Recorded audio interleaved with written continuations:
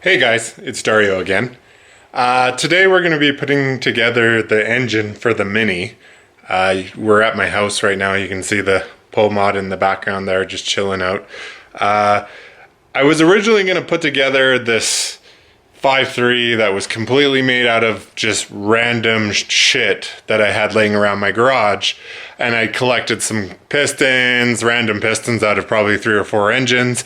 I collected some connecting rods out of a couple different engines that had engines that kicked rods and blah, blah, blah. And a crankshaft and all that kind of stuff. Bearings, rings, everything used that I could possibly find. I do a ton of engines. I probably got a bunch in the background all back there. I think there's 11 that I have at my house right now. So I was going to do that, and then I dug out the block. It was a Gen 4 5.3 block that somebody had given to me. And the first thing I noticed was it looked like the front main had spun in the block. And I don't really mess with that kind of stuff. Like, I always tell people they turn into rescue missions because you end up putting way more money into effort into an engine that you could just go get another one for a couple $100. Like Matt always talks about how people will sink huge money just to have a 6-liter that's all messed up. Instead, when they sell their perfectly running 5.3 or 4.8 because the 6-liter is the cool one, right? But so I ended up giving up on that. I just kind of put all my spare parts back in their collective places in my garage. But then I remembered that I had a 4.8 that's terrible on the inside. It was greasy, it blacked, missed a few oil changes, sludgy, and I didn't really know what to do with it. So I'm a big fan of 4.8s too, like Matt.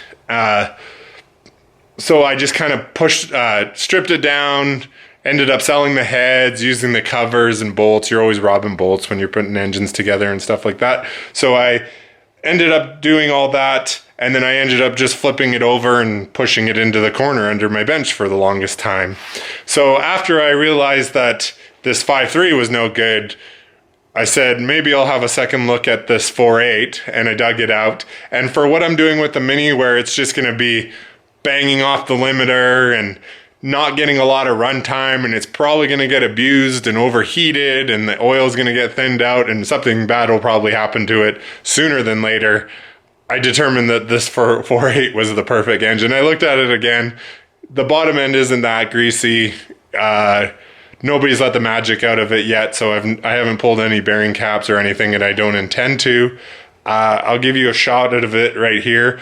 So I kind of collected a few parts. It was missing the valley cover, cam sensor, oil pressure sensor, rear cover. So I've just been digging through my piles and piles of junk that I have stacked everywhere and kind of just picking the best out of everything. I still want to keep it ultra low budget because I'm going to probably go next half price day when the weather improves and just grab another 4.8 or 5.3 just to keep as a spare bullet for this thing, so that if I do kick the rods out of it, it's not going to be a ton of downtime. I'll just try to salvage what I got. But so the only thing I've done to this is I've put the valley cover on it, use a used gasket, just spray it with copper spray. All the used gaskets get copper spray when I reuse them.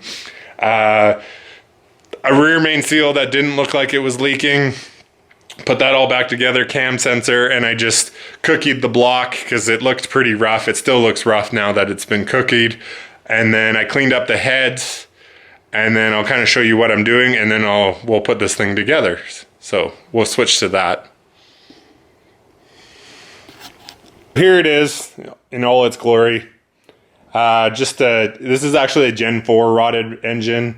I don't usually mess with the Gen 3 stuff. I've got a few free ones over the years, and we've just used it for random projects. Actually, my buddy Ryan with the Zephyr wagon, if you look through some of my older videos, he has a Gen 3 rotted 4.8 in his wagon, and it runs low 10s with an old school GT45. We're a big fan of these. We've used them back before anybody really thought they were cool or anything like that. But this one, like I said, all I've done, I cookied all the gasket surfaces. In here, it's pretty dirty, like it's black. But the main thing is like when it's open like this, I try not to like if you start spraying brake clean in here, the only place that the dirt is going to end up is in your oil galleries below your lifters, because this doesn't have any lifters.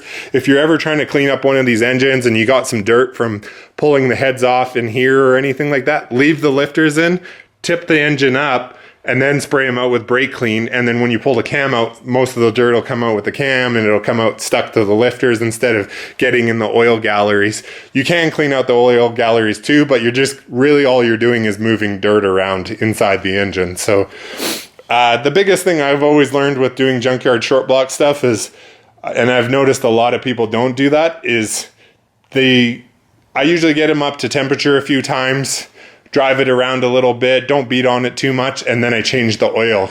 Because I've had it where we've done an engine, it had a weird noise, so we pulled it out again, and you look at the bottom of the pan that's been cleaned out, and it is full of assembly lube and dirt and grit and all that stuff, and that stuff's just going to get circulated through the motor. So like if you end up with these engines that guys are honing and stuff like that, and then you see them go straight to the dyno, I don't really expect much of them lasting like that, because all you're doing is pumping all that cross hatching, all the metal that comes off the cylinders and the cross hatching, and all the bearing material that gets knocked loose and grease that gets knocked loose. It all ends up in the bottom of the pan, gets sucked into the engine, and then just gets pumped directly into the bearings, because your oil filter is sometimes bypassing when the engine's cold and stuff. So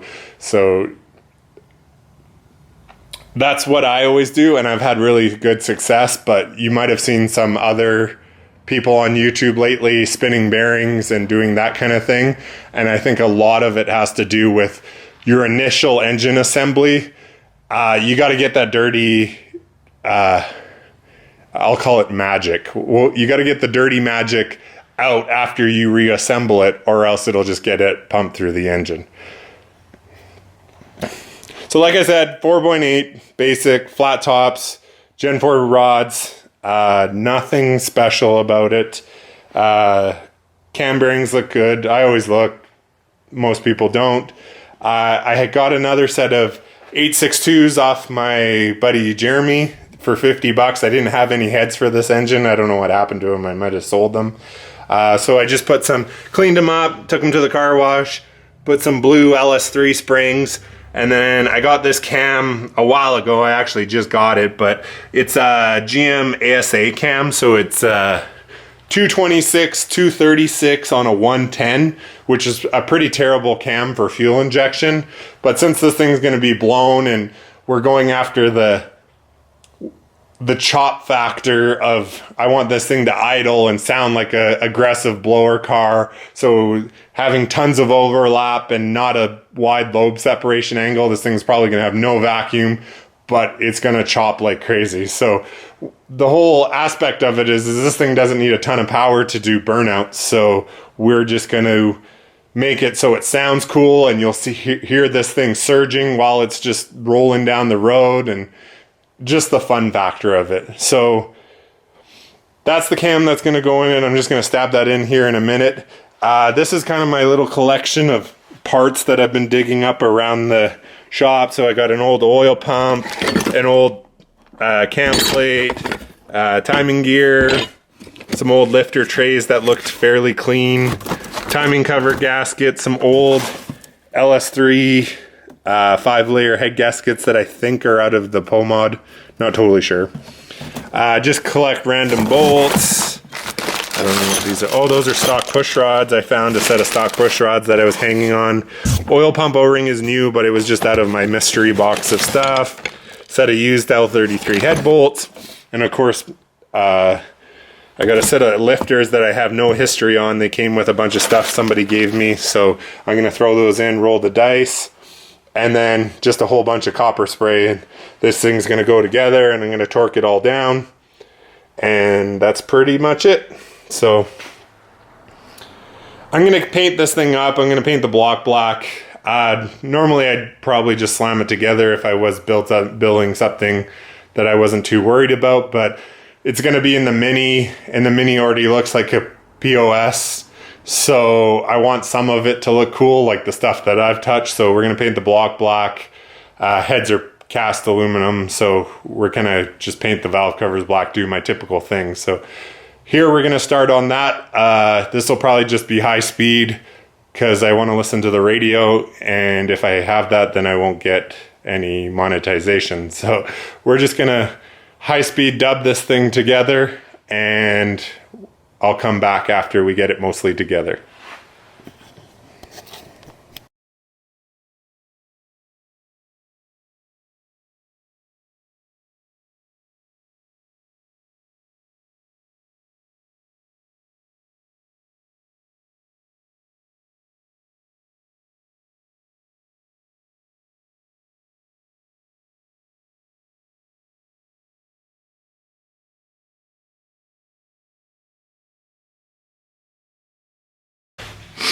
So you see me spraying the copper spray on the head gaskets. When I torque the head down, I'll do it like by spec, even if they are used bolts. Lots of guys reuse them multiple times. Some guys do use a torque number. I like to do it by torque to angle because I have the wrench. This is just a cheap Eastwood torque to angle. It's not fancy like the Snap-on ones. It has the gyrometer or whatever it uses to figure out the angle goes a little weird. It has to be zeroed out every bolt. So it's not the greatest one, but it's like $99 and it does torque to angle, works really good on rod bolts. It's pretty much the only thing I've ever used. So that's why I use it. So only for putting together engines. I have other torque wrenches that I use to torque lug nuts and other stuff like that. So I'm just going to run it through. I did it 22 foot-pounds now, and then I'm going to do the 290s, I think it is. I got to look it up. I usually ARP all the time, so this is like the first time in a long time that I've actually used torque to angle bolts. I'm going to call them torque to angle because I'm reusing them. Torque to yield would mean that they were already yielded, but I guess we'll find out if we break a couple off. I usually, in between every step, because I pour the copper spray on the head gaskets, I use probably way too much. So I'll torque them to 22, let them sit for a minute, let the copper spray squish out between the head and the block and the head gasket. And then I'll do it one spec, I'll do it the next spec, let it sit, squish out a little bit more, and then I'll do it again on the final step. I learned with the ARP head bolts, I torque them to say 50, like the middle step I usually use is 50. I torque them to 50, and then if the silicone or the copper spray would squish out and you go back and the torque would be 40 because the head is actually loosening off because the copper spray is squishing out. Maybe I'm using too much, but I've also ran copper sprayed head gaskets at 37 pounds of boost on an LS. So I have my own techniques.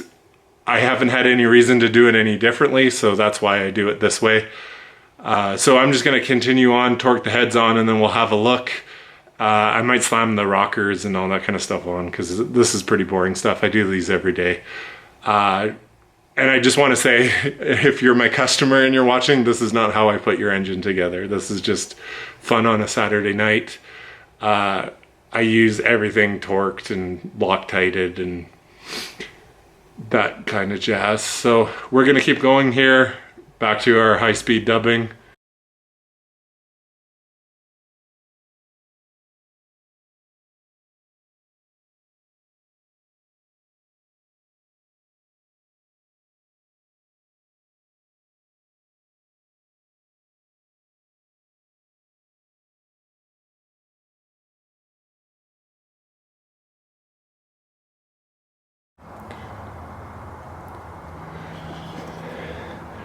So jump forward like a week. I got tied up with a bunch of stuff. My camera died just as I was torquing the final round of head bolts down. So I ended up torquing this to 22 foot-pounds and then 90 degrees twice on a set of stock L33 bolts that had been used once. So then after that, I taped everything off and painted it up. This is my typical, this is cast aluminum paint, same as the heads, and then I just paint the valve covers black. I dug out some heatsink coils, some used NGK wires. I'm a super big fan of these NGK wires. They just seem to work really well. I've made lots of power on them.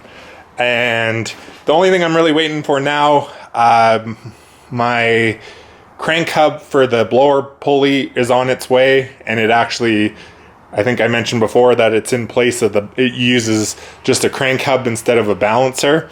So I'm just waiting for that to show up, and then I can just put the front timing cover on, put that hub on, drill the crank, so pin the crank for the blower hub so I don't end up wrecking that, and then it'll be ready to drop in.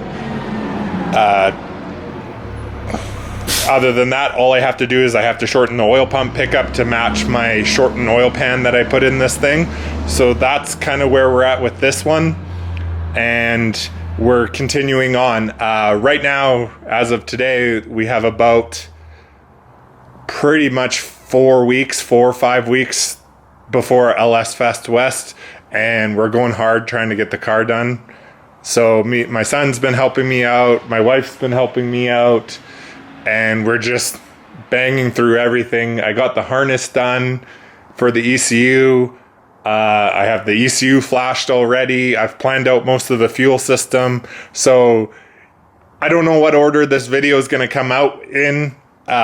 So this might come out after LS Fest. I really don't know. But I just wanted to show you where we're at. This is kind of the completed 4.8 with about nothing into it. So it's got a used cam, a used set of springs, and the only thing new I bought was the front crank seal for $8. So I don't have a lot of money into this thing, so I have no problem beating on it and giving it a hard time. Thanks for watching.